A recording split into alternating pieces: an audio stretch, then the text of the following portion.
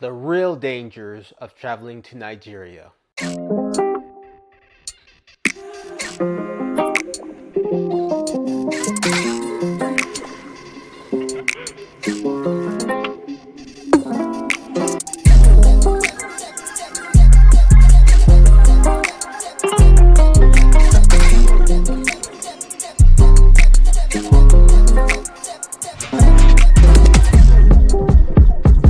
Hey guys, this is Ozzie from Wanderlust Awe Syndrome, where I provide unique views, advice, and stories for you, the passionate traveler. Today we're going to talk about traveling to Nigeria. What are the real dangers when you go out there, if you decide to go out there? Before we get into this, I just want to say that I traveled to Nigeria in 2021. It is a beautiful country, often misunderstood. When people think about traveling to Nigeria, the first question they come up is, are they going to face some kind of terrorist threat? And I'm not going to lie, yes, there is terrorism in the country, but the chances of that happening is very slim. Like, you're more likely to win the lottery than go through a terrorist threat. If you're looking at it as, is the entire country a bad place to travel? Well, the answer is no. But if you're asking if there are some bad parts to Nigeria, yes, there are some bad parts in Nigeria, just like anywhere else. No country is safe from having dangers within its borders, and Nigeria is no exception. In this video, we're going to cover the actual dangers that you need to concern yourself when you decide to go to Nigeria. And keep in mind, these are very simple things you need to be aware of on a constant basis, depending on what you're planning to do. So let's get into it. 1, dehydration. When you go to Nigeria, you're going to feel the heat the second you get off your plane, and it's going to hit you like a brick wall. You need to be sure that you are hydrating before, during, and after you leave the country. Nigeria is very close to the equator and it is very, very hot. Even when it was November, I went in that time and it was very hot, especially during the high points of the day when you are going out there. Nigeria really has 2 seasons. It has a rainy season and a dry season. And depending on where you go, if you go during the later months, it tends to be the dry season. So you have to be aware that when you go out there, it's going to be very hot.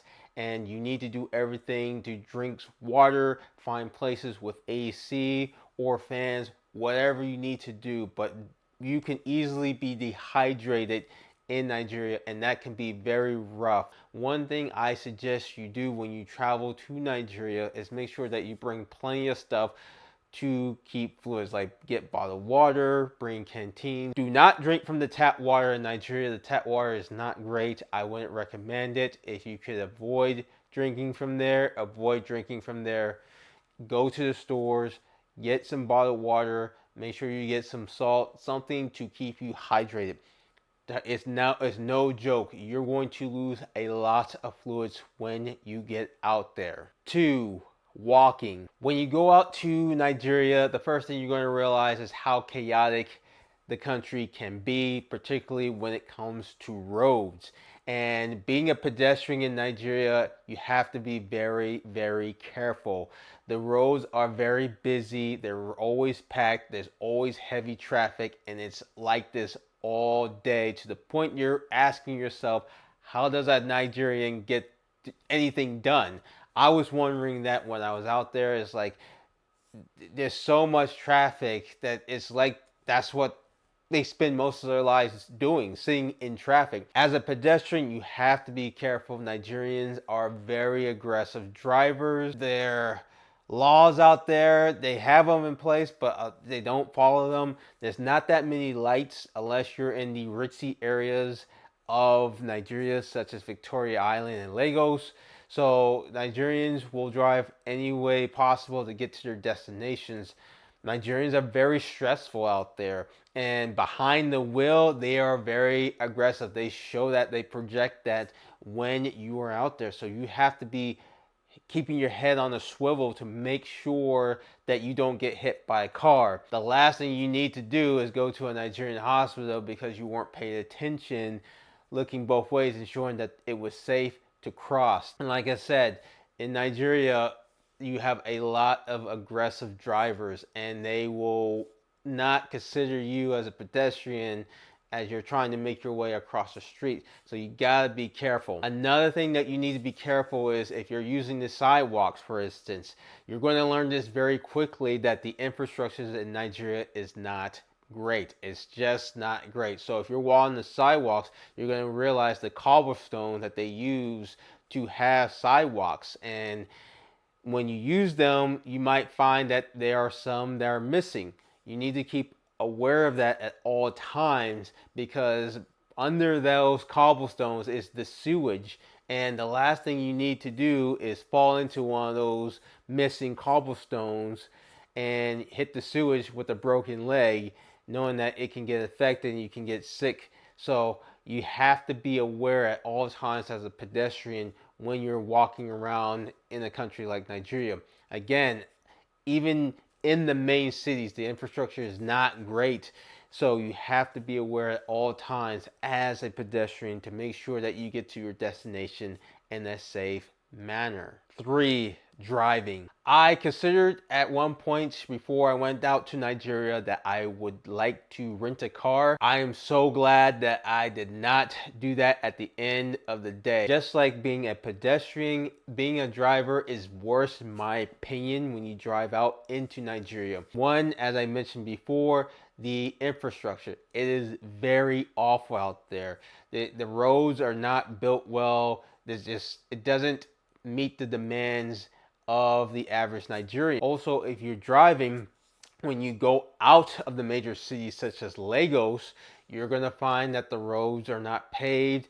Oftentimes these dirt roads will have holes that will make it impossible for you to cross. So now you're trying to figure out a way to get by. As my dad once told me, once you leave the major cities and you go out into the wilderness, it can be very dangerous out there. So there's a lot of crime that typically happens, so you have to be aware. Also, you have to deal with some corrupt cops. So there are cops at some locations that will do checkpoints. Now, they're going to try to encourage you to bribe them so you can get through, and you always are going to say no, but you have to be aware that this could put you in a very stressful situation. If you are a very aggressive driver in your home country and you decide to drive in Nigeria, well, prepare for your stress levels to go up by 100 billion, because like I said, the infrastructure is not there, so there's a lot of traffic no matter where you go. So what should be a 20-minute ride can be potentially a 2-hour ride to your destination. Keep that in mind if you decide to rent a car. In my opinion, it's not worth it. You should use Uber, in which I did cover a reason why you should use Uber in Nigeria.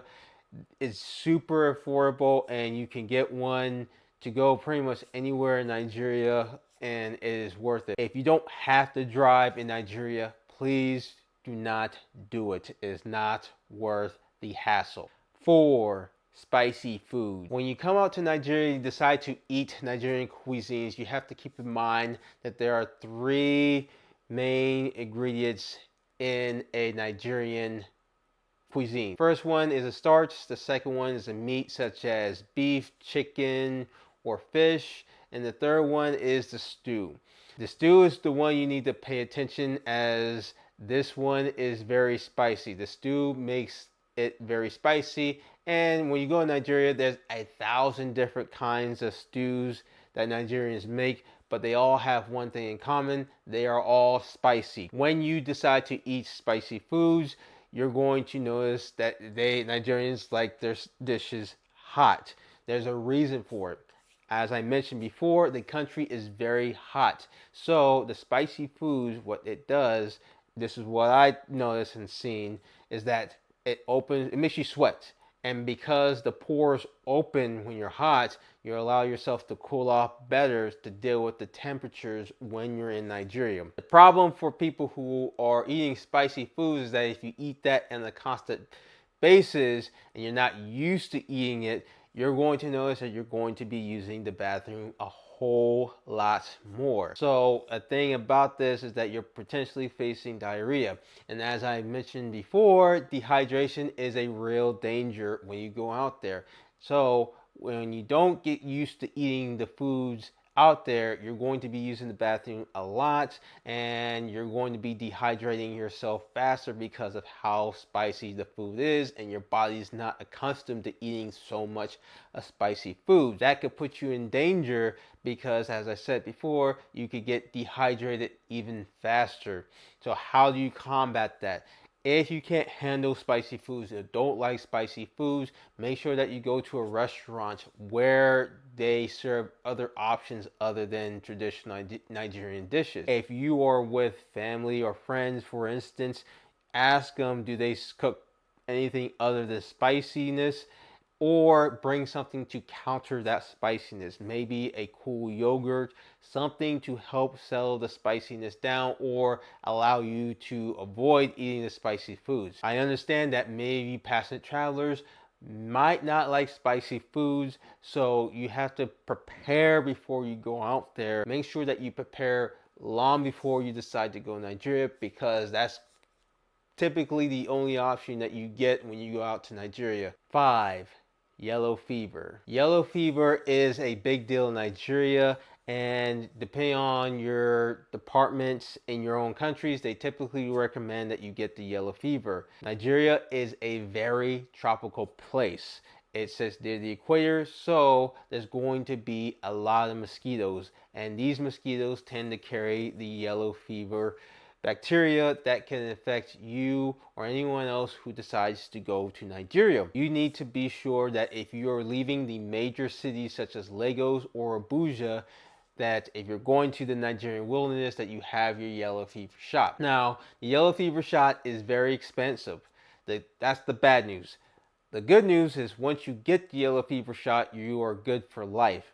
And you get a nice yellow card showing that you got the yellow fever shot. Also, if you get the yellow fever shot, if another country requires the yellow fever shot, you have the card to prove that you got the lifetime vaccine to protect yourself. So if you decide to go to the wilderness, you can do that. Protect yourself before you go out there if you decide to leave the major cities. If you decide to go to Nigeria, please make sure you get your yellow fever shot. It is worth your protection for your health. If you like this video, please hit like, subscribe, and share this video.